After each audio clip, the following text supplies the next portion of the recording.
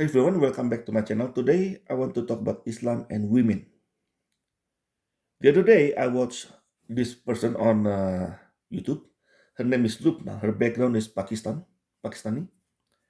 She lives in England. I believe she's a divorcee because in her video she mentions that she's not looking for a man. She wants to focus on her children. But if she's looking for a man, she will prefer a Christian man over a Muslim man.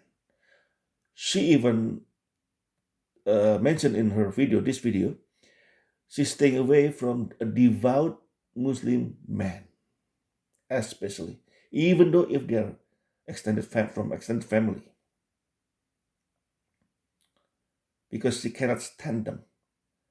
She was a Muslim until maybe last year or early this year, because many Muslim men left her harsh comments on her videos. I think she changed her mind. Now she's an ex-Muslim.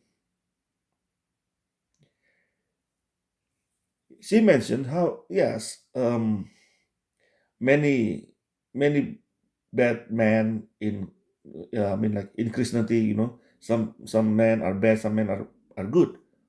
Same like from any other religion. But at least the religion does not teach polygamy. Because polygamy, she believes, what the man feel makes the men don't appreciate the women because they feel like they can marry more women. That's how they don't appreciate the woman they had. They got. I don't know how much she knows about Quran, but I take this opportunity to show you how Allah loves men more. Islam is a religion built for men, not for women. Surah Nisa, verse 3. And if you fear that you will not be just towards the orphan girls, marry the women whom you like, two at a time, or three or four. Then, if you fear that you cannot keep two women equally, then marry only one, or the bond women you own. This is closer to you're not doing injustice. Most Muslims will take this verse as a permission from Allah to marry four women, up to four women. If I'm doing the tafsir, if like Ibn Kathir or I will do it differently. To me, this sounds like if you marry orphan girls, you can marry up to four women. But if the girls are not orphans, you can only marry one. Obviously, because Surah Nisa verse 129. And you will never be able to deal equally between women, however much you may desire. So no matter what, you can never be equal. So you cannot marry more than one. Unless if they're orphans. And even the orphans, you have to be just. And that's what makes it difficult. But again, most men, Muslim men, take this as a permission from Allah to marry up to four women.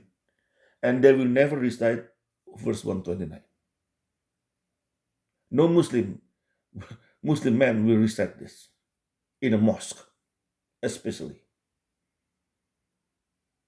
Because verse is this verse contradicts verse 3. Now take a look at Surah Al-Baqarah, verse 282. This is about witness, right? This is about witness. And look at from here. Sorry. Let me do it one more time. We read it from here. Then, if two men are not available, one man and two women from those who you would prefer to be witnesses. So if one of them forgets, the other can remind her. You see, one male witness equal to two female witnesses. Because why? Because these women are very forgetful. So in case if one of them forgets, the other one can remind the other one. That's why. You see how wise Allah is?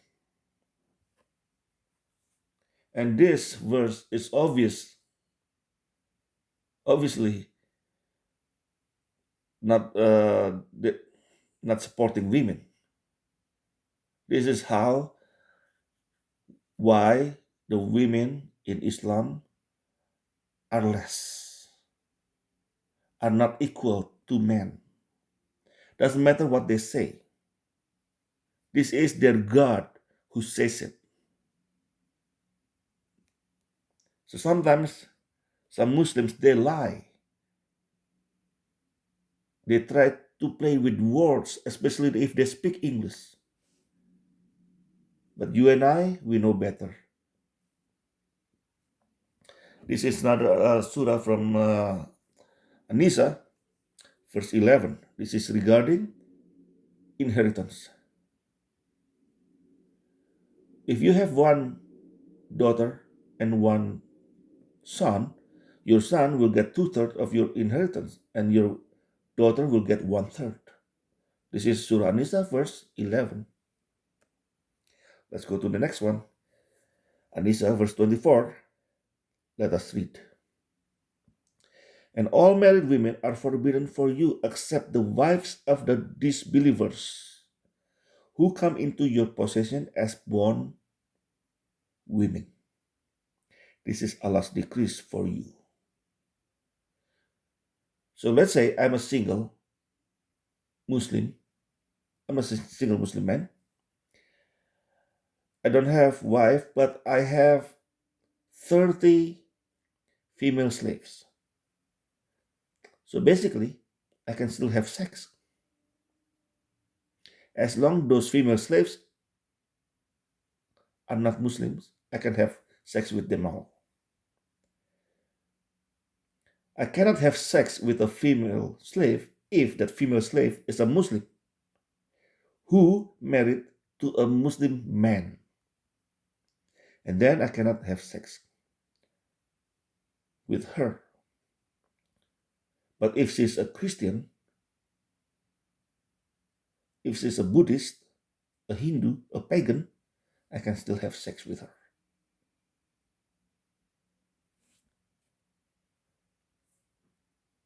Now let's go to Surah Nisa, verse 34. Men are in charge of women, as Allah has made one of them superior to the other. I will just stop there. Oh, and because men spend their wealth for the women. I'll stop here. Allah has made man superior to the women. That's why men are in charge of the women. As you can see, all these verses are not favorable towards women. This book is to protect male's interest.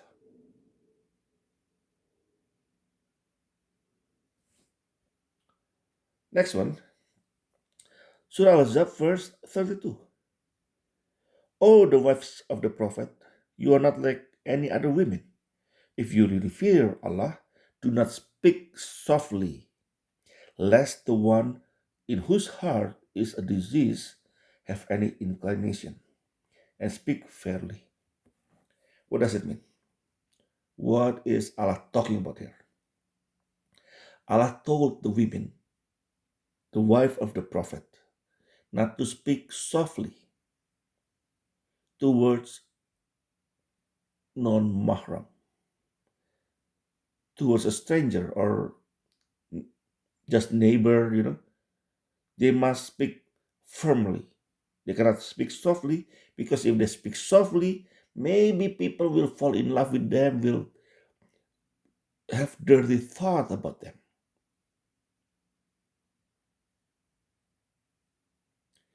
Do you think this verse is protecting the women? Because this verse is now also applied to any Muslim woman, not only the wives of the Prophet.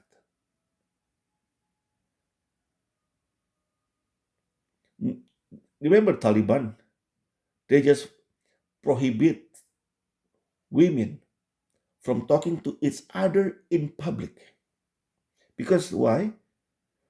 If men hear their soft voice, they will have urges, sexual urges. And because this is a sin, the Taliban must protect the men from sinning. That's why they have to tell the women to shut up. So the men have no way to fall into sins like this. Islam is all about protecting the man. In the Bible, Jesus said, if you lust after a woman, if you looking at a woman and have lust in your heart, just gouge your eye. But in Islam, if you see a woman and then you have lust in your heart, what is the solution? Let's cover up the women with burqa. So we cannot see their shape, we cannot see their face, their hair. We can see only their eyes. Even their eyes in Afghanistan, the burqa is a little bit different. You can hardly see their eyes.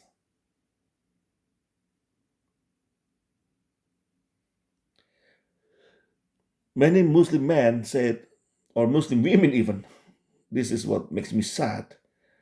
They defend this. They say women are like diamond. So you have to cover them. You have to protect them. No. Women in Islam are worse than a bird in a cage. They have no freedom. They have nothing. They're like a bird in a cage. Even worse, because the burqa. In many parts of like Pakistan or Afghanistan or these places, they must wear burqa. Okay, let me show you one last one. Surah Talak. Talak means divorce. Surah Talak is about how to divorce a woman. This is not talking about how to divorce a man. And even if you go to verse 4, let me show you. This is about the iddah, the waiting period. If there's a divorce, a woman, a female divorcee, and you want to marry them, you have to wait for 3 months to make sure. Why? To make sure she's not pregnant with the previous husband. And all these verses I show you only several out of many. Of course, I cannot show you all. These verses are made for men, not for women. So if there's any Muslim saying Islam give equality to women, that's a BS. I don't know what they're talking about. As you can see, what Allah says here is totally the opposite. There's no equality in Islam. And when Lubna says she prefers Christian men because is obvious. I mean, I will give you some verses from the Bible. This is for the Christian leaders, or maybe pastor, or maybe deacon, or maybe a priest, or anybody, or a youth pastor, doesn't matter. Any leadership in church. Look at this. I mean, Jesus said very clear, in heaven there's no marriage. We are all like brothers and sisters. And one man is for woman, one woman is for one man. That's for, but especially for the leaders in churches, is harder. First Timothy chapter 3, verse 2. Let us read. Now the overseer is to be above reproach, faithful to his wife, temperate, self-controlled, respectable, hospitable, able to teach. Another verse, First Timothy chapter 3, verse 12. A deacon must be faithful to his wife and must manage his children and his household well. So if there's a deacon cannot be faithful to his wife, I guess that person must step down.